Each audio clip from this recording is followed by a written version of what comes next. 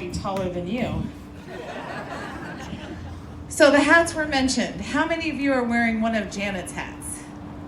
There you go, look at that. And I have two at my house. This is not one of her hats because the two I have don't match my outfit. But I couldn't help but think as I was getting ready today that I have to wear a hat and I have to wear big earrings. Remember Janet's big, large earrings? So always a joy to see her when entering the Sons of Italy over the many years.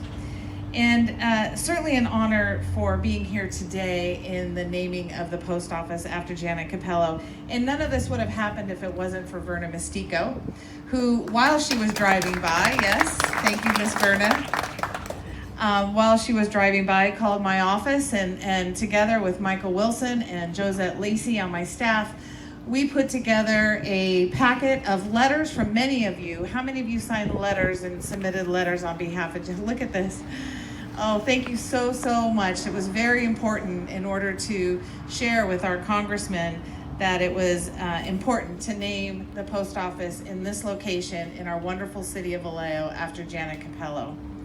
And I want to thank Congressman Mike Thompson for carrying the legislation that brought the act of Congress forward, and it was actually signed a couple months ago for the renaming of the post office. Janet and I shared a few commonalities. Janet worked for Metropolitan Life Insurance for 40 years. I worked for State Farm Insurance for 18. We both had a passion for our Vallejo community and for helping young people advance their education through scholarship programs. I do have many great memories of working with Janet in the fashion shows at the Moose Lodge with both my daughter Hannah and my father Tom Hannigan and myself participating.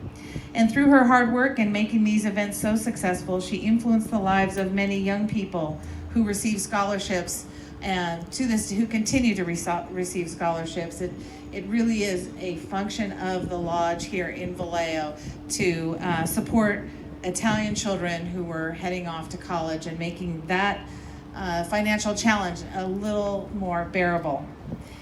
I'd like to close with a quote from a letter written to Congressman Thompson by Marlene Parr, for whom Janet coined the moniker Kitchen Queen, a title that Marlene has proudly worn for 17 years. Marlene wrote, "Janet inspired me back then to do my part and get involved with our organization and community. That is how I remember her most, as an inspiration to all." And I can't agree more with you, Marlene. And I want to thank you, Janet, for your dedication to our community, our lovely community of Vallejo.